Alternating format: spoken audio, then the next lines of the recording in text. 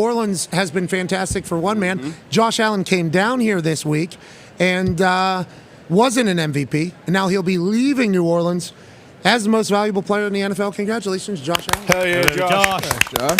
Now, there's a lot of conversation, obviously, because Lamar Jackson was first-team All-Pro quarterback.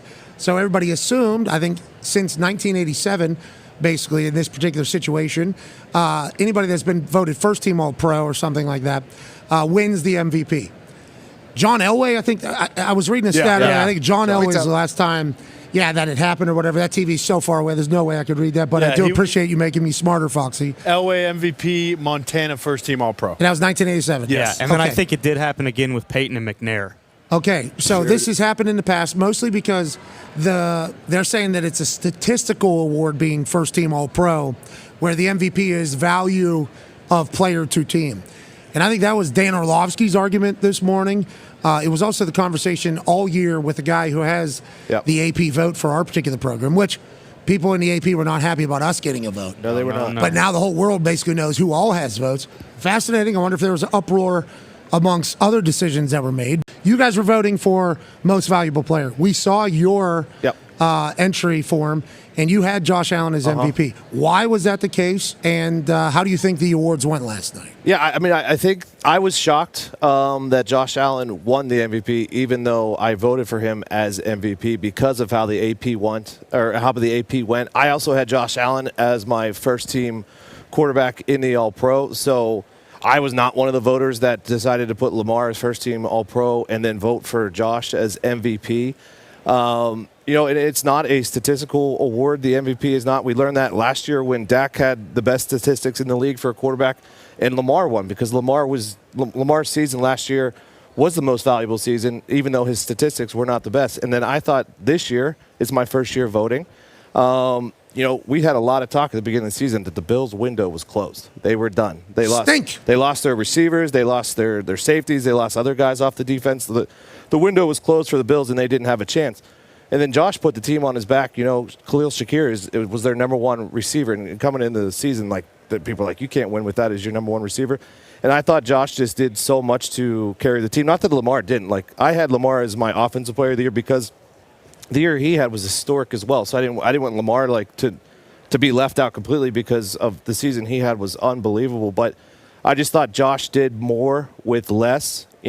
Josh had 40 total touchdowns. Lamar had 45. So, I mean, yes, statistically, Lamar was a little bit better, but I just thought Josh did more with less. I thought he was the more valuable player in my eyes. Okay, I think that's an okay vote. I think so. I think that's an okay vote. And if we look at your ballot, you actually, I think, had it exactly how it ended up tallying up for the scores, because you get a certain amount of points for first-place votes, a certain amount of points for those other votes, and how everybody had it was either Lamar or Josh. Except for Lamar or Josh. one guy.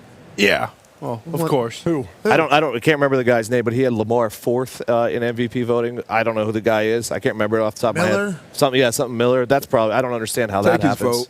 Yeah, absolute foolish. I mean, in the Hall of Fame too. Let's not even get into that. But I think it's just a good sign how good ball is right now. Jamar Chase, no one's talking about him. He had one of the best seasons ever for a wide receiver, and he won the Triple Crown. It's some people just had better years, and I feel like it's great that we get a Lamar and a Josh in the same decade era of the NFL. Yeah, I thought Lamar was going to win it.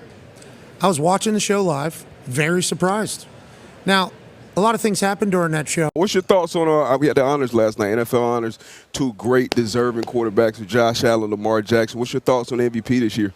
Well, I think both of them could have won just as easily. You know, I mean, Lamar Jackson had a great year, awesome, but they didn't really advance, and maybe it's because Josh got a little closer, I think, and he really takes over games too, just like Lamar does.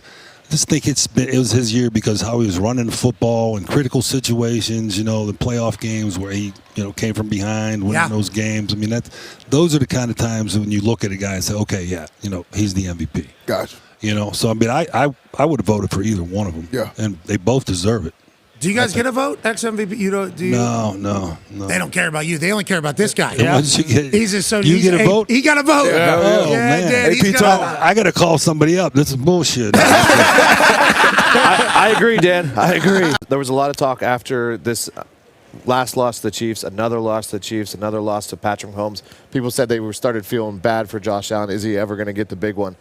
How do you what is your take on that? Since you were an unbelievable all-time great quarterback, what's your take on Josh and getting to the big one? So I think Josh Allen, if you talk to him, he's extremely disappointed. He'll think about losing that playoff game and having his chance, but also he's a tough dude. He's mentally tough. He don't miss games. He's been playing at a high level for 5-6 years now. So I think he feels like he'll get back and get over that hump, But then the truth of the matter is I went in the second year and I never got back. Yeah. But I got close, just like him a lot of times.